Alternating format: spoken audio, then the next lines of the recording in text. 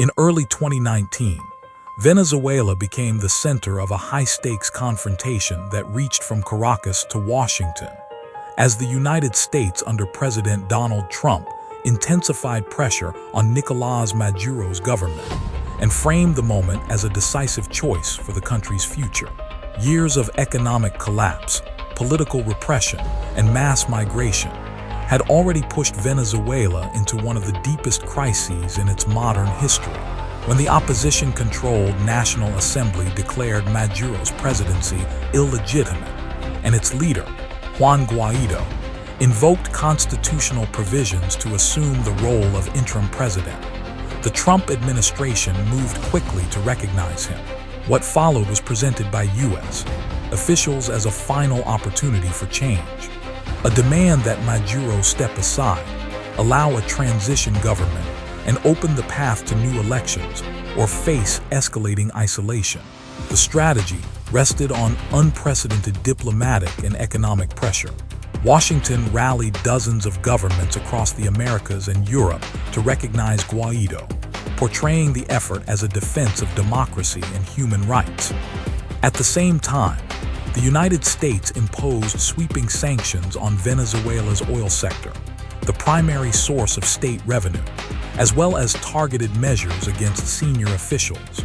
These actions were designed to cut off the financial lifelines of the Maduro government and persuade key power brokers, particularly within the military, that their future lay with a negotiated transition rather than continued loyalty.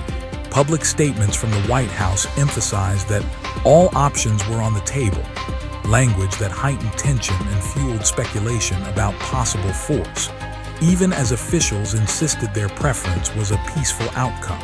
For Maduro, the moment was framed not as an ultimatum but as an assault on national sovereignty. He rejected Guaido's claim to power, denounced U.S. involvement as imperial interference, and relied on the armed forces, security services, and loyal institutions to maintain control.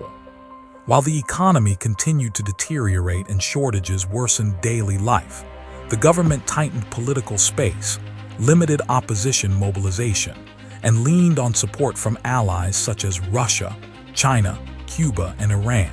These relationships provided diplomatic backing, technical assistance, and limited economic relief, helping Maduro withstand pressure that many in Washington believed would quickly fracture his rule. The standoff reached a dramatic peak in February 2019, when the opposition attempted to bring humanitarian aid into Venezuela from neighboring countries with U.S. support. The effort was blocked at the borders, becoming a powerful symbol of the confrontation and the limits of external leverage. 2 months later, a failed uprising by a small group of military officers underscored a central miscalculation of the strategy, the assumption that decisive defections were imminent. Despite public discontent and international condemnation, the core of the military leadership remained aligned with Maduro, calculating that survival depended on cohesion rather than compromise. As months passed, the final offer hardened into a prolonged stalemate. Sanctions intensified, further constraining the economy, while the government adapted through informal networks, new trading partners, and greater internal control. For ordinary Venezuelans, the consequences were severe. Inflation eroded incomes, public services faltered, and millions continued to leave the country. The political struggle played out above them, while daily life became an exercise in endurance. Internationally, support for the U.S. approach remained broad but uneven, with some allies questioning whether maximum pressure was producing democratic change or entrenching the status quo. By the end of Trump's presidency, Maduro remained in power, and the promised transition had not materialized. The episode revealed both the reach and the limits of American influence in a world where power is increasingly contested, and crises are deeply rooted in domestic structures. What was described as an ultimatum became, in practice, a test of endurance between external pressure and internal control.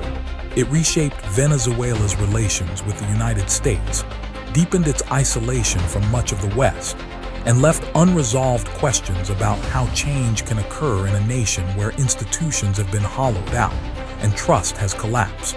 The ultimatum was less a single offer than a defining moment in a long struggle over legitimacy, sovereignty, and power.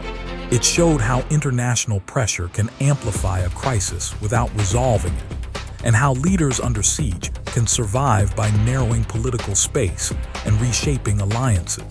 For Venezuela, the confrontation marked another turning point in a prolonged national tragedy, one in which the promise of a swift democratic transition gave way to a sobering recognition of complexity, resilience, and the high cost of political deadlock for an entire society.